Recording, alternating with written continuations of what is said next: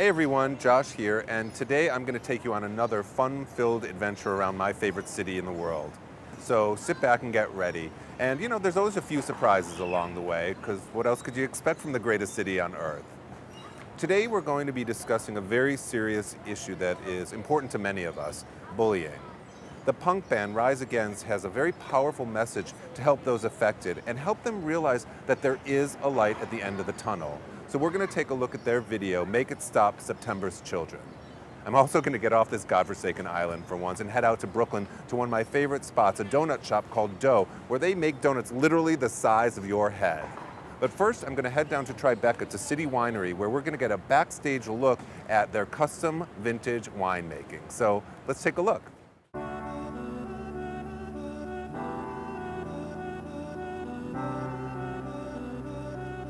So we're here with Michael Dorff, the owner of City Winery. Thanks so much for sitting and chatting with us this afternoon. How long has this place been around?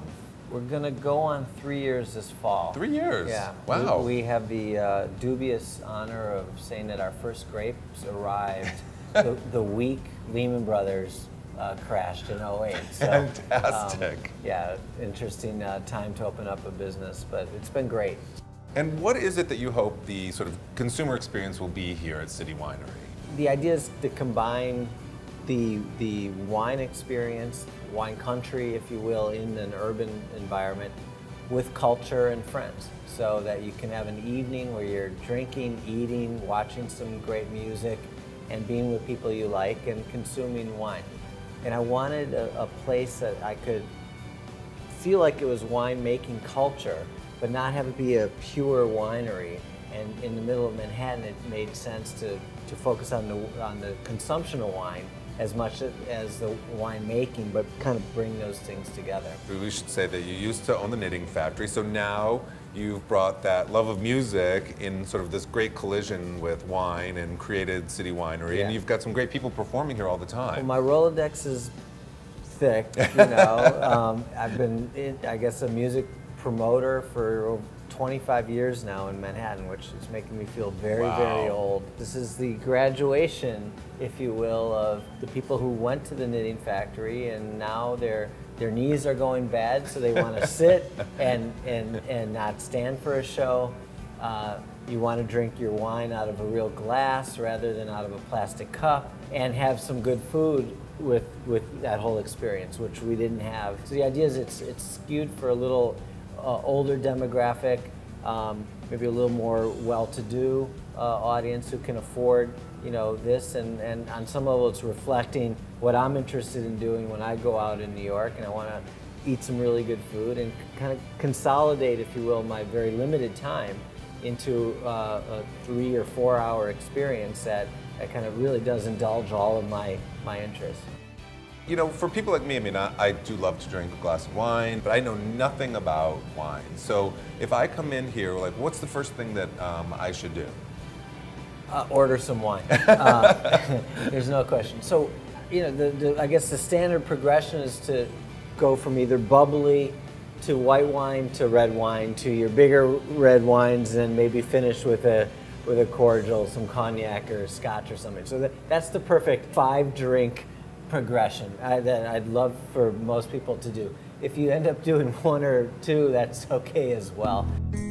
We are making wine in general, our own wine, that's easier to drink, a little younger, if you will, stuff that you don't need to age very long.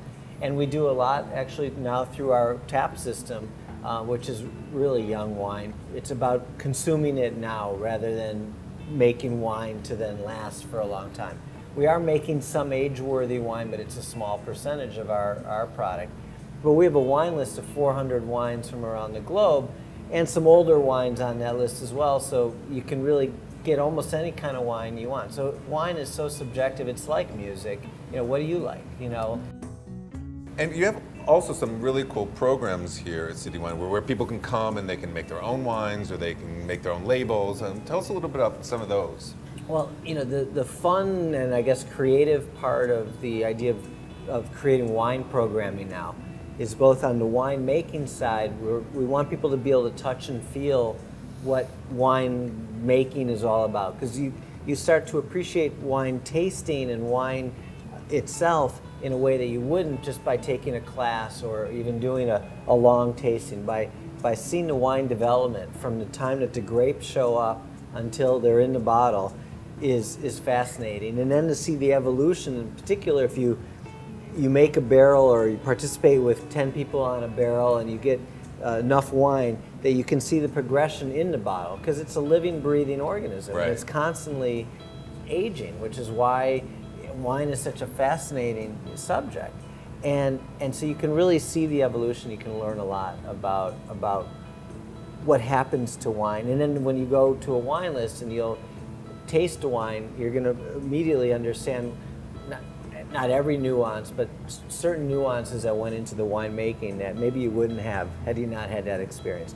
But we do wine dinners here all the time. We invite people into a blending session so you can see what 1% of Merlot will do to 99% of a different kind of Cabernet and how that explodes.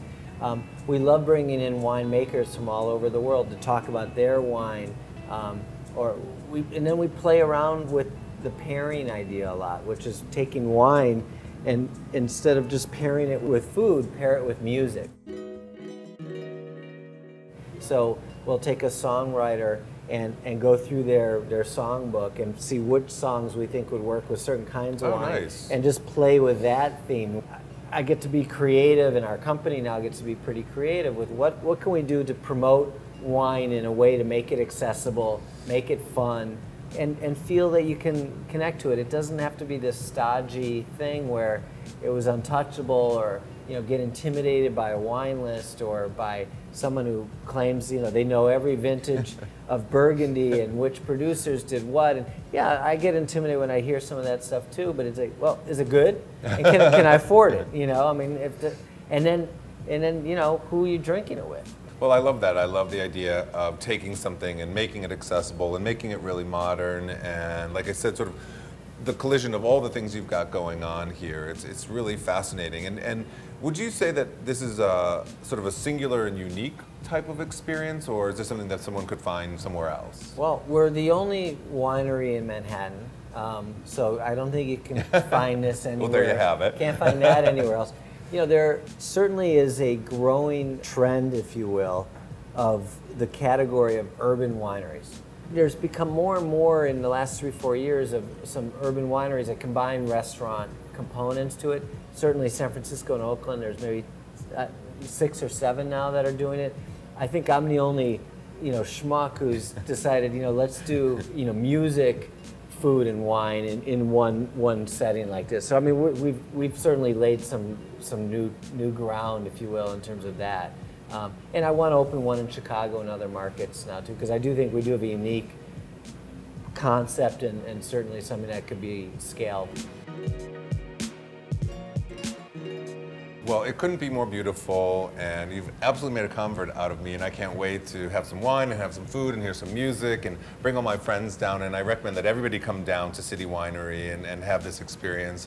Congratulations, what an awesome, awesome achievement. Well, thank you very much.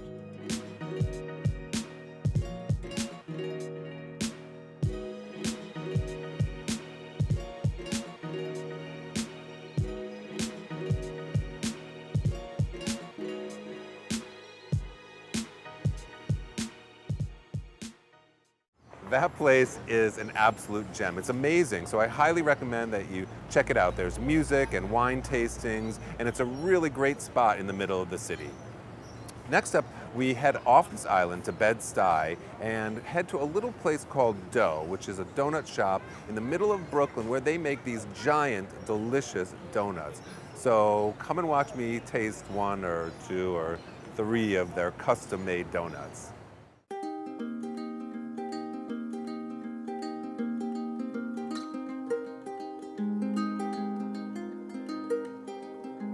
Hey everyone, so today we are in Bed-Stuy at a super cool store called Dough, where they make these giant size donuts. And I'm here with pastry chef Bettina, and she's gonna tell us all about what goes into making a donut and why this store. So thanks for sitting down and talking with us today. First of all, I wish, this is one of those times when I wish TV was actually like scratch and sniff, because if you could smell what it smells like in this store, it's amazing. And I'm looking over Bettina's shoulder at this amazing array of donuts. Like, tell us like how the store sort of came about and how you guys came up with some of these really original ideas for donuts. Actually, the owner has a couple stores down the street. Here we are in Bed-Stuy, and he needed a new facility for production, so for pastry.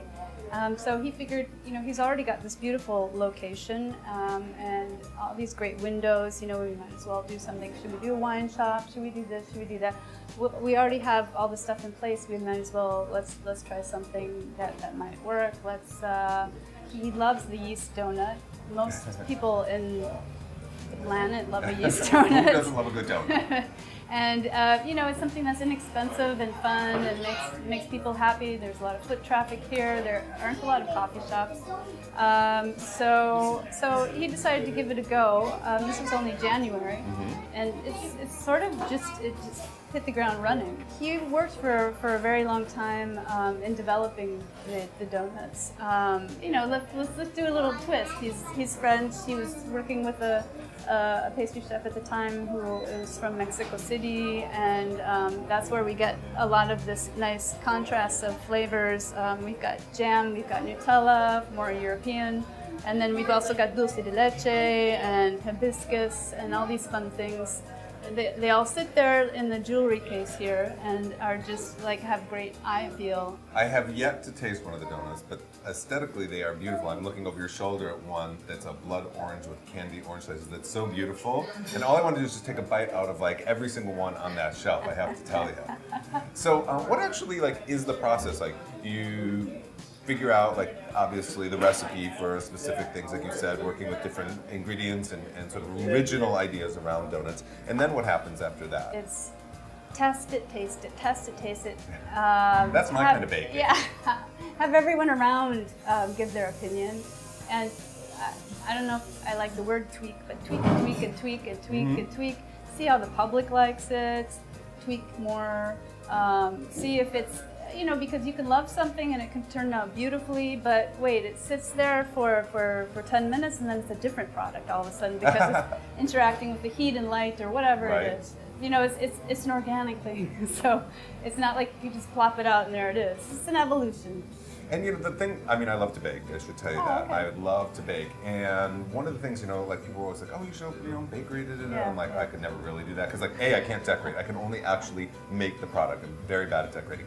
But, you know, the other thing about baking, which I think people don't necessarily know, is that like it starts really early in the morning. Like you have to get here at like, I don't know what time you guys arrive, but like the baking process has to start so early. Right. That's why, fortunately for myself, I have pretty regular hours, but there's a night crew, so we divide it that way. You know, and the donut people are starting at 4 in the morning. Oh my God! See, that's crazy. Yeah. Okay, here we have donuts. Now there's like this craze in, particularly New York City, but I think in America right now with cupcakes too. Like, what do you think is causing this sort of return to like these old style sort of fun pieces of, you know, baked goods? A scary economy, maybe. That's what wars everywhere, but you can always afford your donut or your cupcake, and it's like this bite size. So you know, it's always for me. Okay, wait a second. Okay, what? Your donuts are not bite size. Right. They're like the size of my head. Sorry, go on.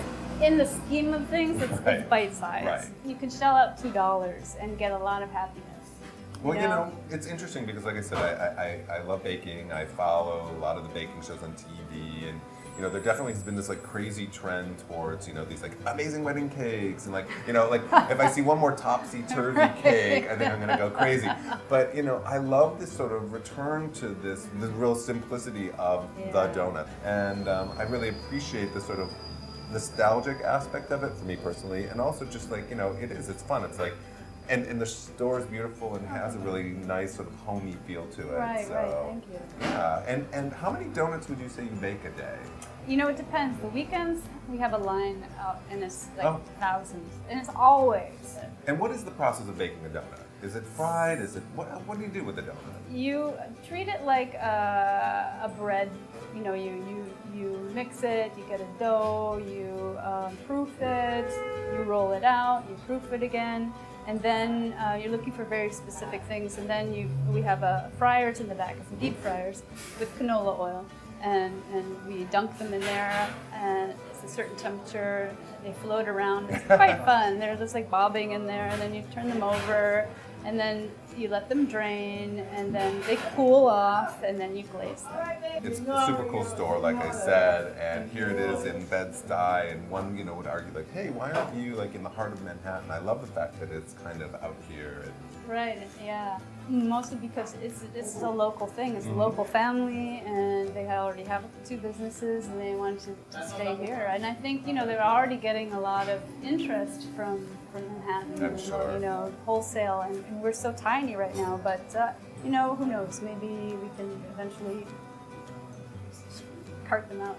Right? It'll be like dough, Dunkin' Donuts. Right. You're gonna give them a run for your money. Oh, look at that. Thank you so much. Thanks for everything and showing us around today. I bet you're jealous. I'm not gonna get this in my mouth.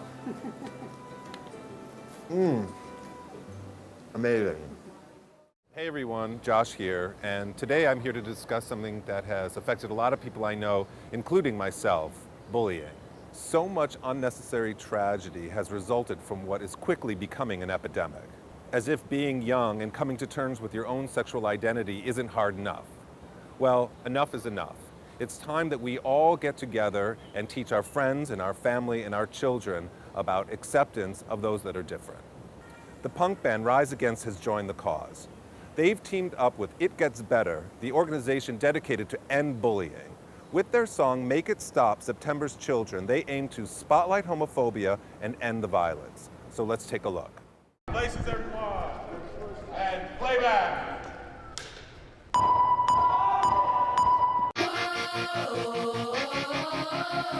Today we're filming the video for Make It Stop, September's Children at the high school that I went to. I think I thought it would be so different in here, but it's so much the same that it really takes me right back. So our video follows the lives of 3 characters who, in their own ways, are experiencing different obstacles in their life to the point where they consider killing themselves. My character's sitting there with the gun in her hands, and right before she's about to pull the trigger, she realizes that there is something to live for. I wanted to write a song that addressed homophobia on a broad scale. September's Children were the teen suicides that happened in the month of September. They were gay teens, gay perceived teens, in some cases just bullied teens. The song can apply to anybody who is feeling so tormented that they feel like there's no place for them in the future and that killing themselves is a better option. Make it stop, let this end. 18 years pushed to the ledge. It's come to this, a waitlist step on the way down singing. When kids bullied me in high school for being bisexual, it was painful.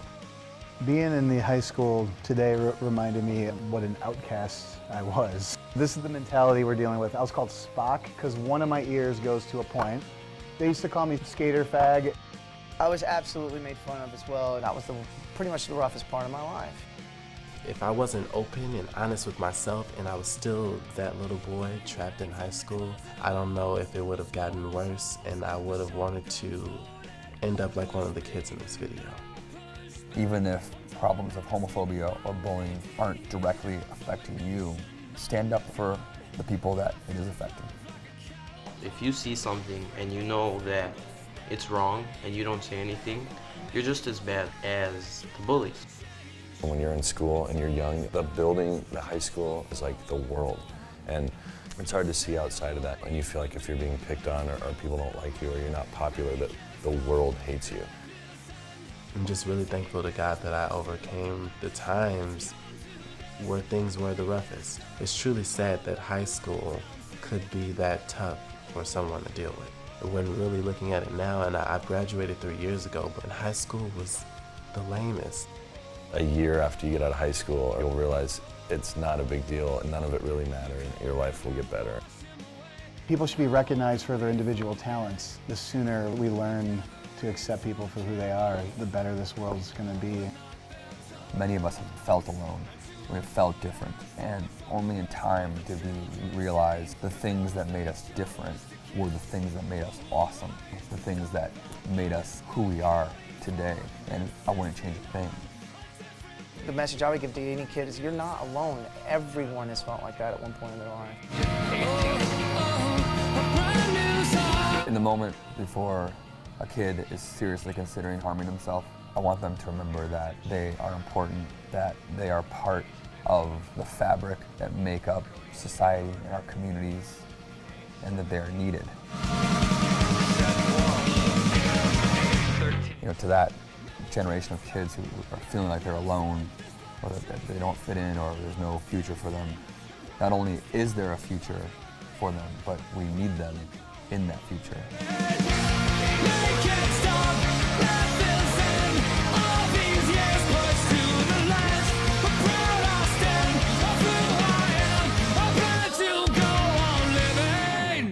It definitely gets better.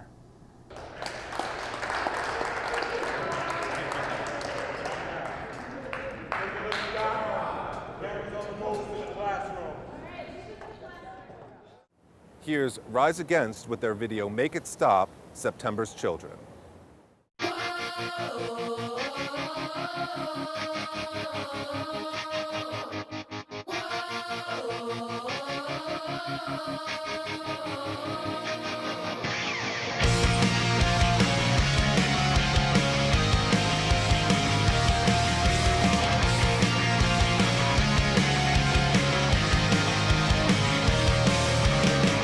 Bang, bang, go the coffin nails like a breath exhaled, then gone forever. It seems like just yesterday. How did I miss the red flags? Race, think back the days we left. We braved these bitter storms together. Then brought to his knees, he cried. But on his feet, he died. What God would damn my heart, and what God drove us apart. What God could make it stop. Let this end. 18 years pushed to the ledge. It's come to this, a weightless step on the way down, singing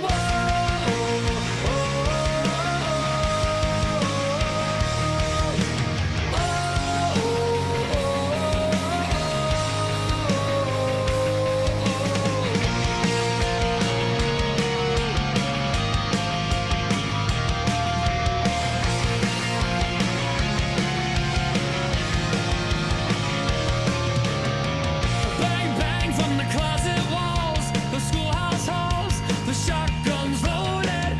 Push me and I'll push back. I'm done asking ID man from a nation under God. I feel its love like a cattle prod. I'm born free, but still they hate. I'm born mean, or I can't change. It's always darkest just before the dawn. So stay awake with me. Let's prove them wrong. Make it stop. Let this end. 18 years pushed to the ledge. It's come to this, a weightless step on the way down, singing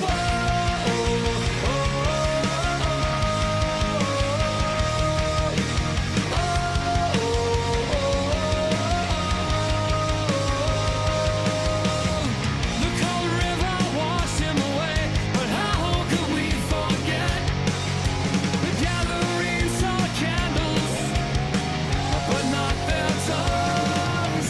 And too much blood has flowed from the wrist of the children's shame for those they chose to kiss. Who will rise to stop the blood? We're calling for, insisting on a different beat, yeah, a brand new song. Tyler Keep your head up. Be who you want to be. I know how you feel, but it's not true. You are worth it. Don't underestimate the kindness of other humans. Never give up. There's so much more life. Make it stop.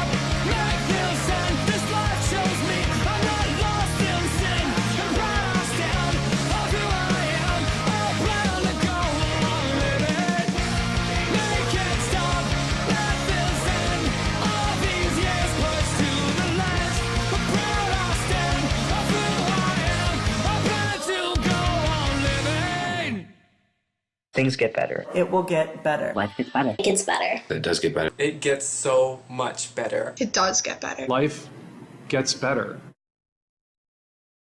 With positive messages such as the one you've watched by Rise Against, we can all end bullying. We can help millions of children across the country know that there is someone out there to help if they just know where to look. With organizations like the Trevor Project and others like it, we can end the rash of violence and this tragedy. All right, folks, that about does it for today. I hope you liked the show. We covered a lot of ground, didn't we? So I want to thank my friends down at the City Winery and also out in Bed-Stuy at Doe, and a special thanks to Rise Against for their amazing work. So remember, you can always reach me at justjosh@heretv.com. That's justjosh@heretv.com. And as always, we'll see you again soon. From the beginning? So remember, if you want to write to me, you can reach me at justjosh@heretv. That's justjosh@heretv. And as always, we'll see you again soon. Would have been great, except you just said justjosh@heretv instead of heretv.com. Ah! You know, there are those times in your life where you say, what the fuck? Recently, I was at a very, very prestigious event at one of the larger cultural institutes here in New York City, and I ran into a former colleague of mine who proceeded to rip me a new asshole for no reason. I had never really worked directly with him. I never had anything to do with him leaving or not leaving, and yet came for me like a ton of bricks. And so classy that he wore flip-flops to essentially a black tie event. So you know what I say? I say, fuck you. I say, fuck you, because if you can't be a good person and put those things behind you, then don't fucking come and talk to me at all. Just wave and walk on by. That's what I have to say. Get some couth. Just saying. Bah!